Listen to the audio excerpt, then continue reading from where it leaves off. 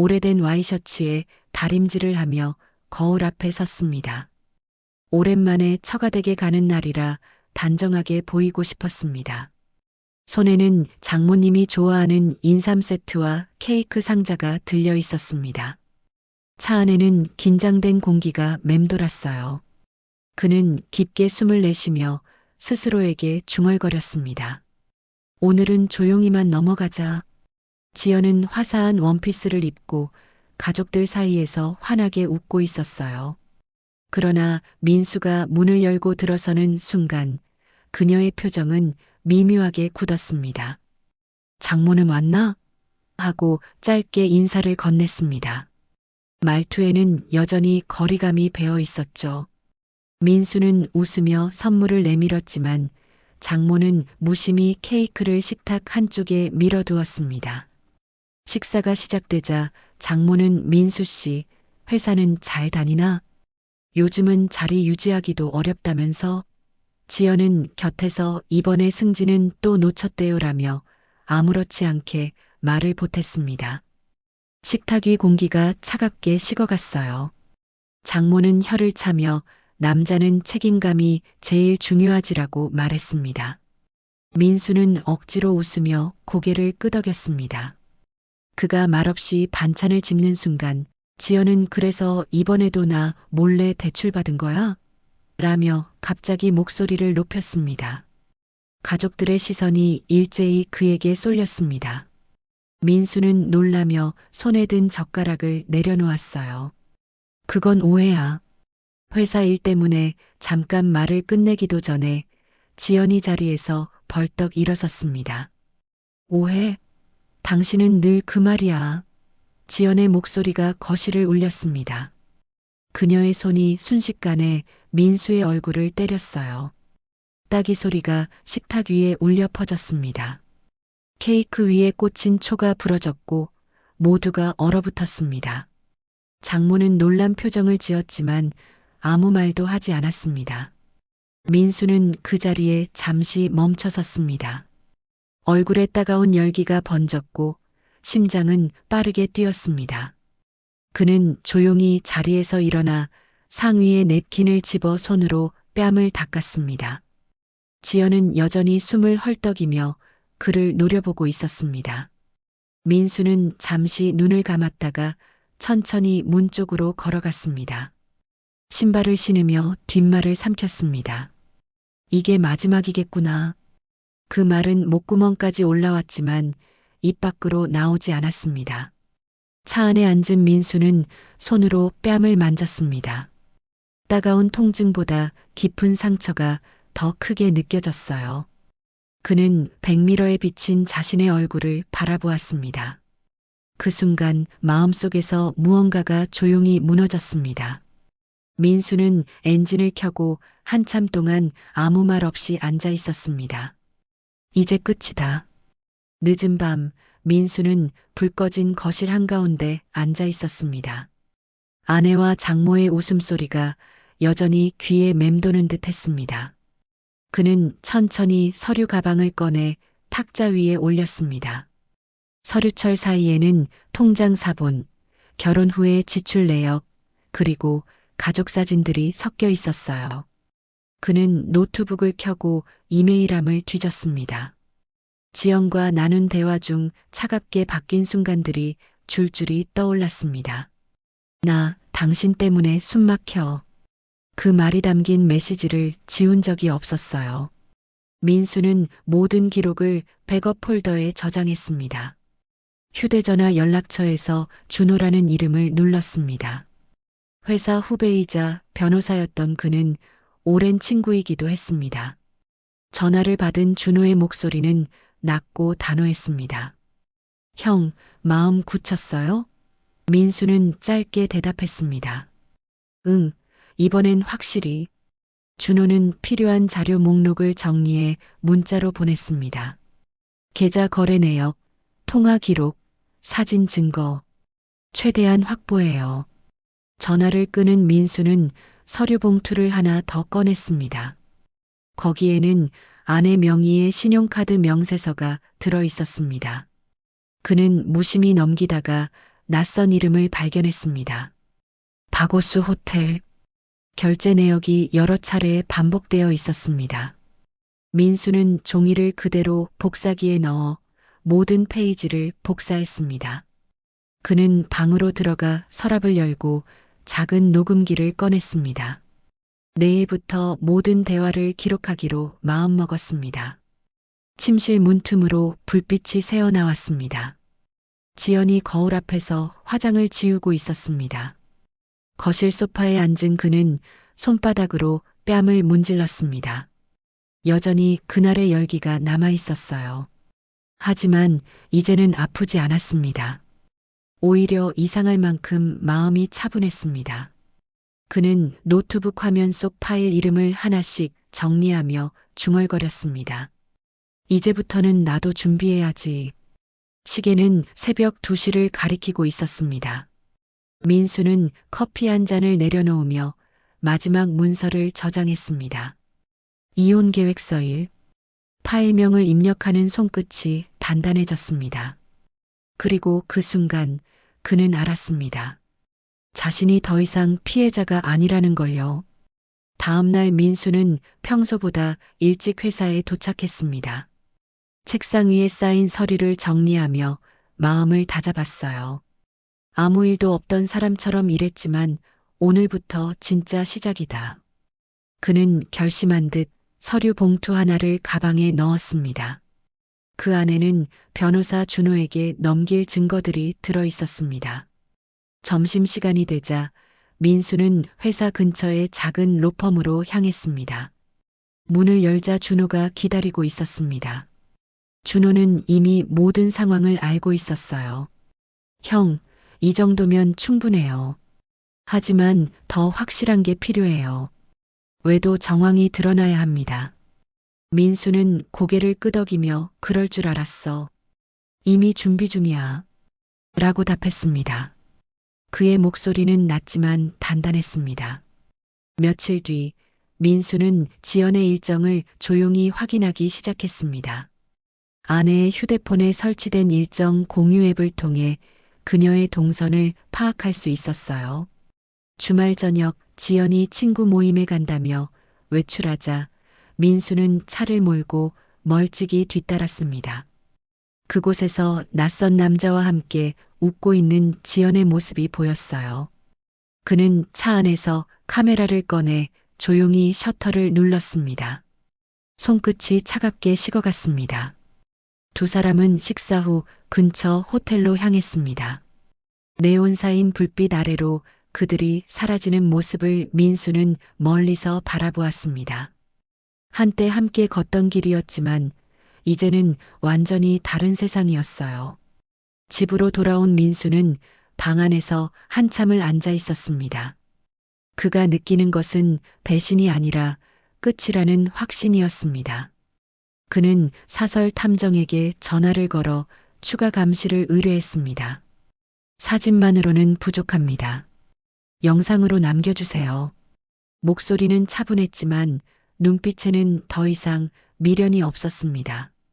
며칠 후 탐정이 전달한 USB 안에는 결정적인 영상이 담겨 있었습니다.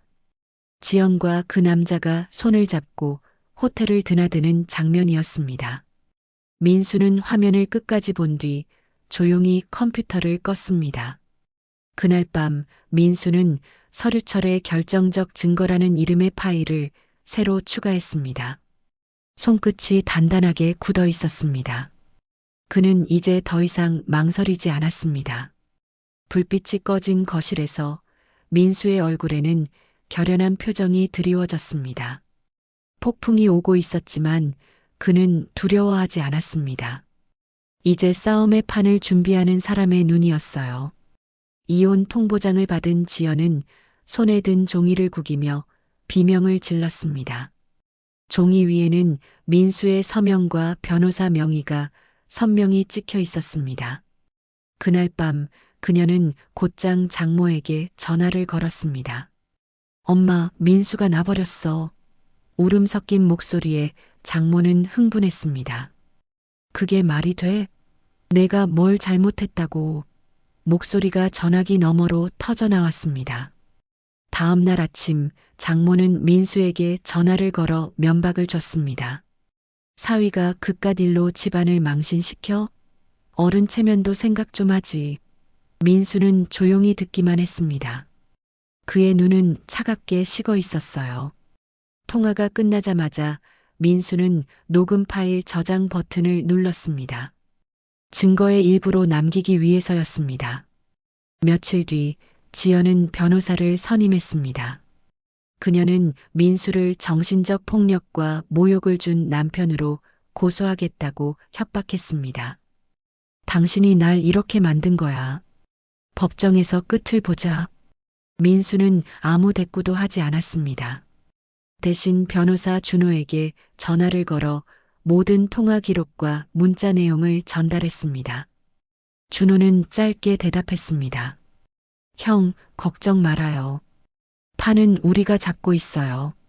처가에서는 민수에 대한 악의적인 소문이 돌기 시작했습니다. 장모는 친척들에게 전화를 걸어 민수가 회사에서 잘리고 빚을 졌다더라고 떠들었습니다. 이웃들은 그 이야기를 곧 믿기 시작했어요.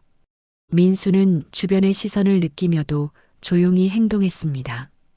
그는 SNS에 올라온 글들을 캡처하며 증거로 남겼습니다. 어느 날 회사 동료 하나가 점심시간에 조심스레 물었습니다. 형, 인터넷에 이상한 글 올라온 거 봤어요? 누가 형 얘기하던데. 민수는 담담히 웃었습니다. 괜찮아. 진실은 결국 드러나니까. 그 짧은 한마디에는 더 이상 흔들림이 없었습니다. 그는 회사 일을 마치고 변호사 사무실로 향했습니다. 준호는 새로운 서류를 내밀었습니다. 지연 씨 외도 증거와 폭행 장면, 이제 법정에 제출합시다. 민수는 서류를 천천히 넘기며 고개를 끄덕였습니다. 이제야 준비가 끝났군. 그의 목소리는 낮지만 단단했습니다. 밤이 깊어갈수록 민수의 얼굴은 점점 평온해졌습니다. 창밖에서는 바람이 세차게 불었지만 마음은 잔잔했습니다. 장모와 지연의 반격은 거셌지만 그는 이미 두려움을 잃은 사람이었습니다. 민수는 책상 위의 녹음기를 바라보며 조용히 미소 지었습니다. 이제부터는 진실이 말해줄 거야. 그의 손이 서류를 덮었습니다. 방 안은 정적 속에 잠겼고 민수의 눈빛에는 결의가 서려 있었습니다. 곧 다가올 법정, 그곳이 모든 싸움의 무대가 될 것이었습니다. 법정 안은 팽팽한 긴장으로 가득했습니다. 방청석에는 양가 가족과 지인들이 빼곡히 앉아 있었어요. 민수는 피고석에 조용히 앉아 손가락을 맞잡았습니다. 그의 얼굴에는 긴장 대신 묘한 평온이 감돌았습니다. 맞은편에는 지연이 앉아 있었고 그녀는 울먹이며 판사를 바라보고 있었습니다. 장모는 딸 옆에서 손수건으로 눈가를 훔쳤습니다. 지연의 변호사는 먼저 일어섰습니다. 그는 피고는 가정 내에서 반복적인 언어 폭력과 무관심으로 원고에게 정신적 고통을 줬습니다라며 서류를 흔들었습니다. 민수는 아무 표정 없이 그 말을 들었습니다. 그러나 변호사 준호는 침착했습니다. 그는 차례가 오자 천천히 자리에서 일어섰습니다. 존경하는 재판장님, 피고는 단 한 번도 폭력을 행사한 적이 없습니다. 오히려 피해자는 제 의뢰인입니다. 그 말과 함께 스크린에 영상 하나가 재생되었습니다. 화면에는 지연이 민수의 얼굴을 때리는 장면이 그대로 담겨 있었습니다. 순간 법정이 술렁였습니다. 지연의 얼굴이 하얗게 질렸습니다. 장모는 자리에서 몸을 일으키며 그건 오해야 라고 외쳤습니다. 하지만 준호는 이미 다음 자료를 꺼내 들고 있었습니다. 다음으로 제출된 증거는 호텔 출입 영상과 카드 명세서, 그리고 사설 탐정의 사진이었습니다. 모든 증거가 지연의 외도를 명확히 드러내고 있었습니다. 판사의 표정이 굳었습니다. 원고 사실입니까? 라는 질문에 지연은 말을 잇지 못했습니다. 눈물이 흘러내렸지만 그것이 동정을 살기엔 너무 늦은 순간이었습니다. 민수는 고개를 숙인 채 그 모습을 바라봤습니다. 오랫동안 가슴에 맺혔던 한이 서서히 풀려나가는 듯 했어요. 준호는 마지막으로 녹음 파일을 제출했습니다. 장모가 민수에게 내가 집안을 망신시켰다고 말하던 음성이 법정 안에 울려 퍼졌습니다. 그 목소리는 차갑고 변명할 여지가 없었습니다. 재판장은 서류를 정리하며 조용히 판결을 내렸습니다. 본 재판부는 피고의 주장을 인정하며 이혼을 승인합니다. 원고의 위자료 청구는 기각합니다. 순간 법정은 조용해졌습니다. 지연은 자리에서 무너져 내렸습니다. 장모는 손수건을 움켜쥔 채 고개를 숙였습니다. 법정을 나서는 민수의 걸음은 느렸지만 단단했습니다. 복도 끝에 창문으로 햇살이 쏟아져 들어왔습니다. 그는 그곳에 잠시 서서 눈을 감았습니다. 따뜻한 빛이 얼굴에 닿자 지난 시간의 무게가 조금은 가벼워지는 듯 했습니다. 준호가 다가와 어깨를 두드렸습니다. 형, 끝났어요. 민수는 짧게 웃었습니다. 아니, 이제 시작이지. 그는 문을 열고 밖으로 나섰습니다. 차가운 공기가 폐 속으로 스며들었습니다. 세상은 여전히 같았지만 그의 세상은 완전히 달라져 있었습니다. 이혼 판결 이후 세상은 빠르게 달라졌습니다. 지연은 처음엔 모든 게 금방 잊힐 거라 생각했습니다. 그러나 현실은 냉정했어요. 지인들은 연락을 끊었고 친구 모임에서도 그녀의 자리는 사라졌습니다. 회사에서도 소문이 퍼졌고 동료들은 그녀를 피했습니다. 그 여자 불륜으로 이혼당했다며. 뒷말이 돌자 지연은 출근길마다 고개를 숙였습니다. 장모 역시 견딜 수 없는 시선을 받았습니다. 동네 슈퍼에서도 수군거림이 들려왔습니다. 딸 교육을 어떻게 시킨 거야? 그 사위가 그렇게 착했다더라. 장모는 밤마다 창문을 닫고 울었습니다. 체면과 자존심으로 버텨온 인생이 한순간에 무너졌어요. 그녀는 자신이 민수를 얕잡아 본 그 모든 순간을 후회했습니다. 한편 민수의 삶은 천천히 회복되고 있었습니다. 회사를 그만둔 그는 자신이 오랫동안 꿈꿨던 인테리어 사업을 시작했습니다. 처음엔 작은 창고에서 혼자 일했지만 고객의 입소문이 퍼지며 주문이 늘었습니다. 정직한 사람이에요. 믿을 수 있어요. 사람들은 그렇게 말했습니다.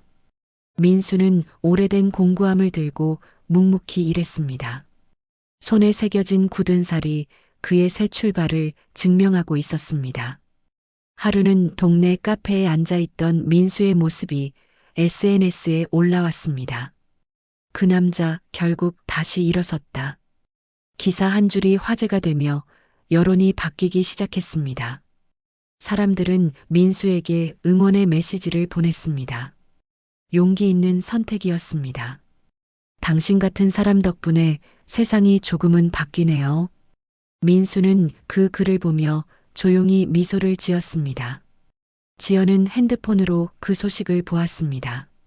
화면 속 민수의 얼굴은 밝았고 옆에는 새로운 인생, 다시 시작이라는 제목이 붙어 있었습니다. 그녀의 눈에 눈물이 맺혔습니다. 손끝이 떨렸고 그동안 지워버린 문자 목록을 다시 열어봤습니다. 민수 미안해. 한 번만 이야기할 수 있을까? 메시지를 써내려가다 결국 지연은 전송을 누르지 못했습니다. 며칠 뒤 장모가 쓰러졌다는 소식이 들려왔습니다. 과도한 스트레스와 불면증 때문이었습니다. 병실 한쪽에서 지연은 말없이 어머니의 손을 잡았습니다. 엄마, 나 이제 어떻게 해야 해? 그녀의 목소리는 점점 작아졌습니다. 창밖에는 겨울비가 내리고 있었어요. 그날 밤 지연은 혼자 집으로 돌아와 민수에게 전화를 걸었습니다. 그러나 연결음만 길게 울렸습니다. 아무도 받지 않았어요. 휴대폰 화면 속 민수의 이름이 희미하게 빛났다가 꺼졌습니다. 지연은 창가에 앉아 자신이 망가뜨린 모든 순간을 떠올렸습니다. 사랑을 잃은 것도 돈을 잃은 것도 아니었습니다. 그녀가 잃은 것은 존중이었어요. 그리고 그 존중이야말로 세상에서 가장 큰 사랑이었음을 이제야 깨달았습니다. 봄바람이 따뜻하게 불어오던 아침, 민수는 새 공사 현장에 도착했습니다. 오래된 아파트 리모델링 프로젝트였어요. 그는 안전모를 쓰고 도면을 펼쳤습니다. 새로 맡은 의뢰인은 수진이라는 이름의 젊은 여성이었습니다. 처음 만난 그녀는 밝고 침착한 인상이었어요.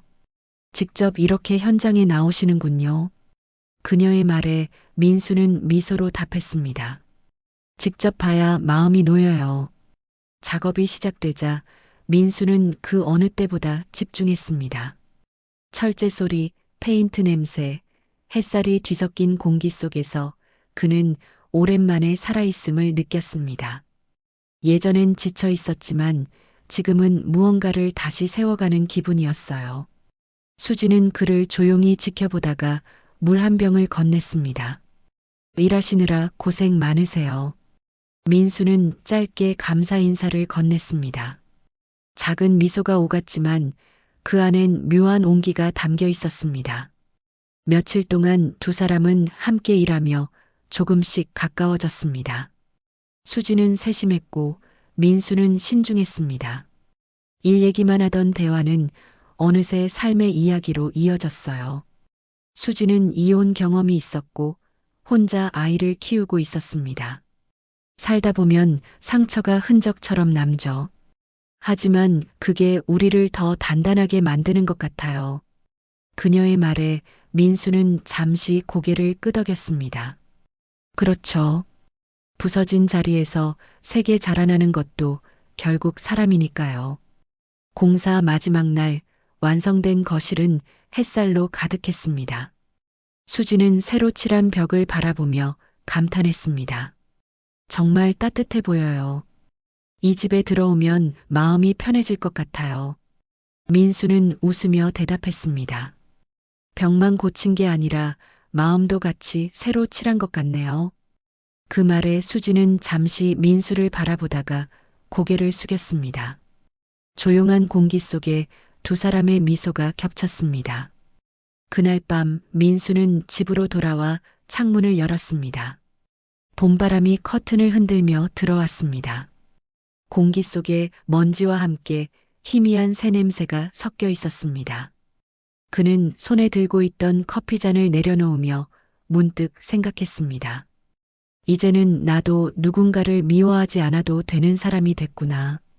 한편 도시 반대편의 병실에서는 장모가 침대에 누워 있었습니다. 지연은 그 옆을 지키며 조용히 눈을 감고 있었습니다. 세상은 조용히 흐르고 시간은 모두를 조금씩 변화시키고 있었습니다. 민수의 휴대폰에 알림이 하나 떴습니다. 수진 오늘 감사했어요. 좋은 사람 만나서 기뻐요. 그는 잠시 그 문장을 바라보다가 짧게 답장을 보냈습니다. 저도요. 새로운 시작이네요. 창밖에 달빛이 부드럽게 비쳤습니다. 민수는 하늘을 올려다보며 미소 지었습니다. 어쩌면 인생은 완벽히 무너진 뒤에야 비로소 다시 시작할 수 있는 것인지도 몰랐습니다.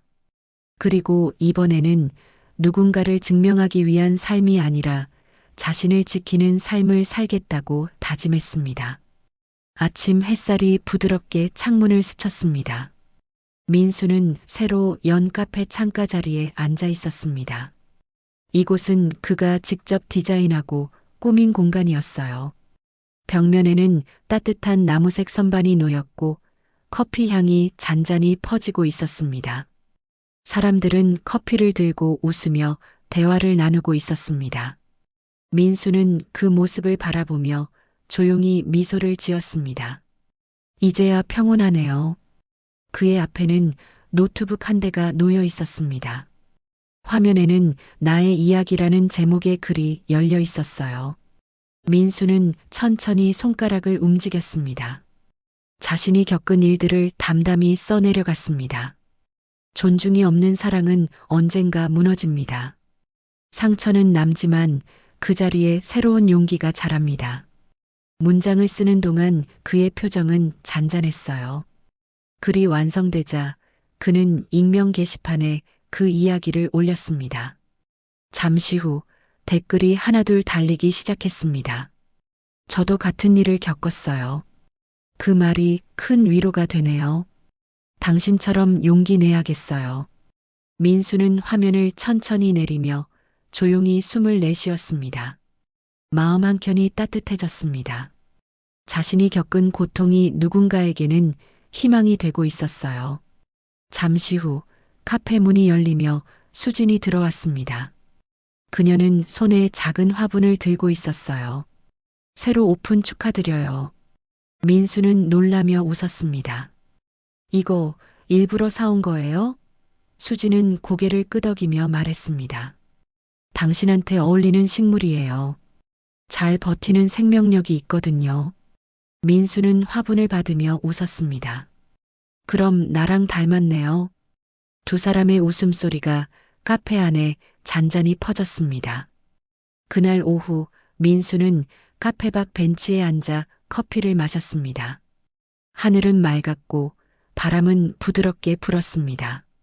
그는 손에 쥔 머그잔을 바라보며 생각했습니다. 이제야 알겠네.